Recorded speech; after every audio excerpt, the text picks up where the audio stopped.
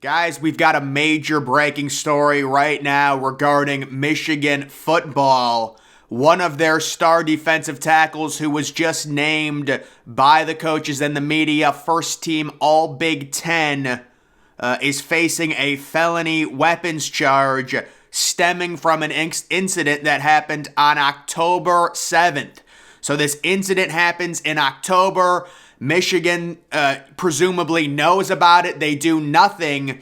And now he's facing this charge. Charges were filed yesterday against Smith, the defensive tackle. Unclear why it took almost 2 months for that to happen. Smith played in every game since October 7th.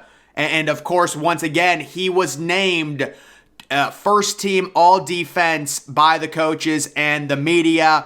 This is, guys, I don't want to overreact here. I want to wait for the facts to come out and everything like that. This is next level hypocrisy by Jim Harbaugh for what he said about Michigan State and getting those players on Michigan State charged to the greatest extent and thrown in prison when he's got a player that he knows has a weapons charge, and you say this happens on October 7th. Why does it take so long for him to actually be charged? We'll take a little look at this. What do you know? I wonder why it took so long for him to be charged. The prosecutor is a Michigan fan, and supposedly this is the Michigan prosecutor right here.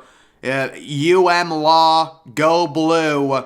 And him. So oh my God, I didn't know you were a male. But yeah, so guys, this is total hypocrisy. It's crazy. It's really not being talked about anywhere outside of college football circles on social media. If this was an Ohio State player, it'd be blaring all over ESPN, and they would be really, forcing Ryan Day to resign and things. I think it would be so ugly. But of course, because it's Michigan, there is not a lot of people that care about this. Either way, guys, this is, if I'm who should be the most angry about this? It's really Michigan State fans. If you're Jim Harbaugh, obviously what the Michigan State players did in the tunnel was not right, but you cannot sit up on a high horse as you're playing a defensive tackle who has a felony charge. And the only reason why he's able to play is because the prosecutor is a Michigan fan who's kicking his feet and he's waiting for all the games to happen. And then what a surprise, it finally goes public after the biggest game of the year against Ohio State. And obviously I'm not saying, Michigan should have their win against Ohio State taken away or anything like that. They beat Ohio State for sure. Congratulations to them. This is just more of the hypocritical part for Jim Harbaugh. So we're still learning about this situation, about why it took so long if the incident happened on October 7th for Smith, the defensive tackle, who again is a very impact player.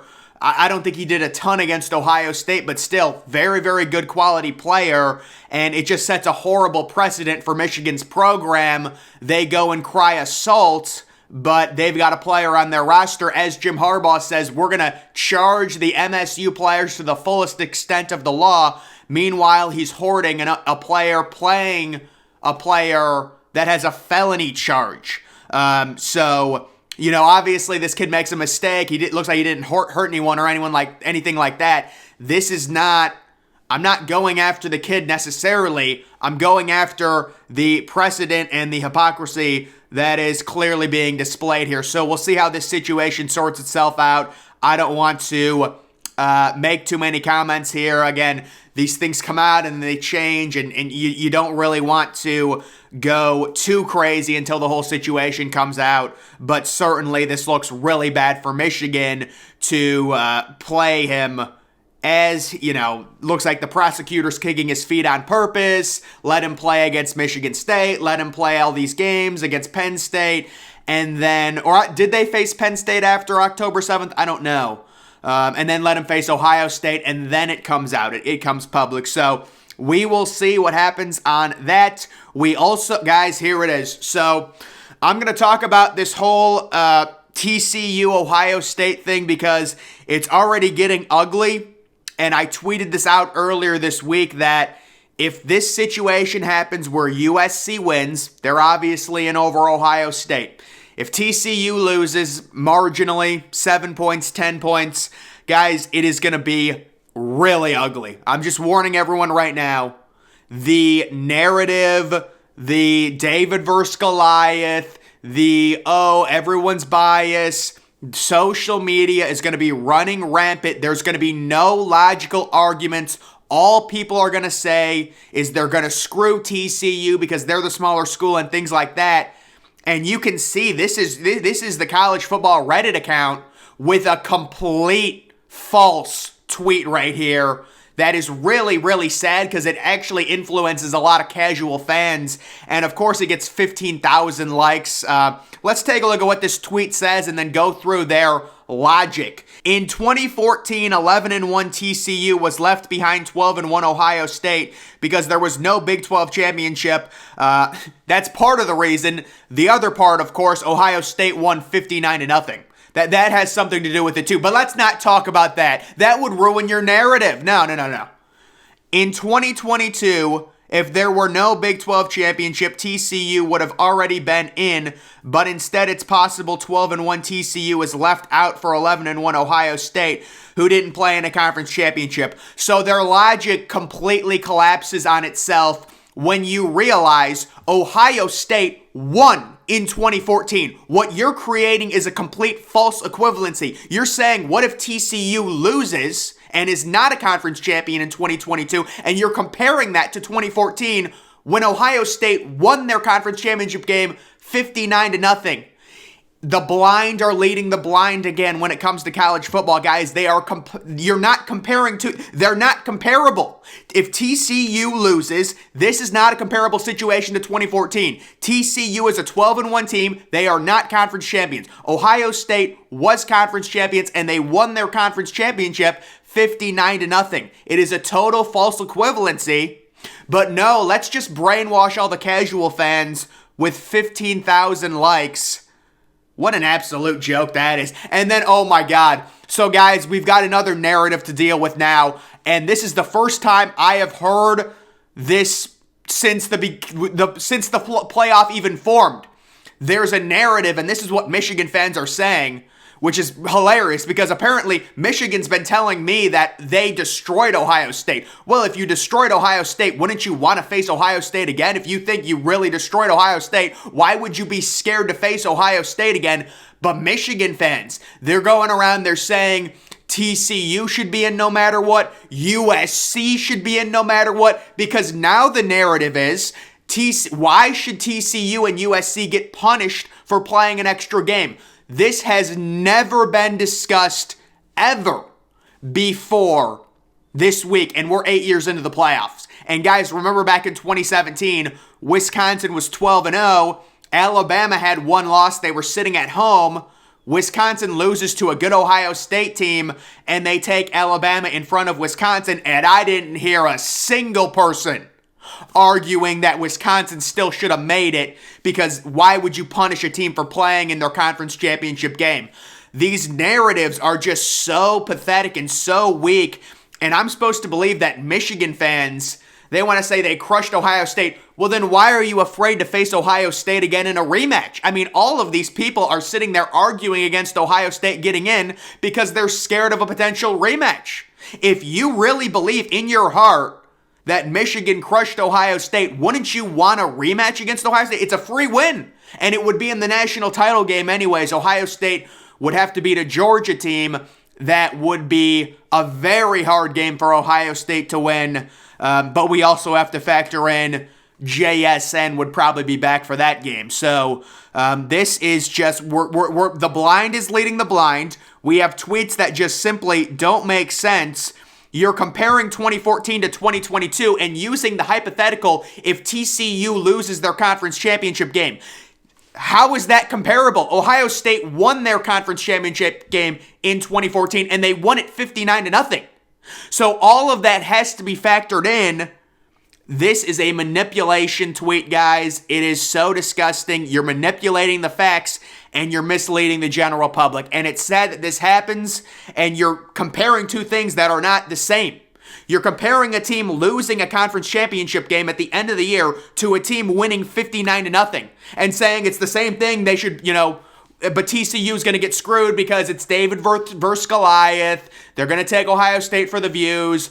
And the debate of TCU versus Ohio State, it's never a fair debate, guys. Because think about it. TCU, if you look back at several of their games, how about their game against Oklahoma State where they were down 30-16? Was that a home game for TCU? I don't know. But could you imagine Ohio State being down 30-16 against Oklahoma State? It would be World War III on Twitter. But because it's TCU and they're held to less of a standard, that's just the bottom line. Nobody cares. So we have the Michigan story. We have the TCU Ohio State thing. And listen, I'm not going to sit here and say if TCU loses, Ohio State is for sure in. I'm not saying that, but I think ESPN and what was it, Reese Davis going out and saying that TCU could lose 40-0 and they would be in. I don't know. I think it becomes a really ugly debate if it happens. Maybe it won't happen. And by the way, I don't think it'll happen because I think that TCU will beat Kansas State and USC will lose, and we get a very clean Ohio State debate where they would slide up to number 4, and we don't have to sit here and go through this, but the horror situation is TCU losing, by like 10 points or something, and USC winning, and then we're left, debating this, which is just something I would rather not debate because it is just an uphill. It's an unwinnable fight. Everyone's going to. I wouldn't know who I would have to look at the statistics and the facts, and I know the strength of record with TCU is really good, but the game control is really bad. The defensive metrics are not good, and so forth. So we will see what happens, guys, but the major story right now with Michigan that is developing, their star defensive tackle gets a felony charge, a weapons charge, and looks like this had been stemming since early October. Michigan doesn't suspend him immediately and let this investigation play out like most universities would do. Again, I don't know the full situation, so maybe they can shed some light on it, but that does not look good. And then a few other things I wanted to show. Caleb Williams, one of the more unique Heisman winners in recent memory.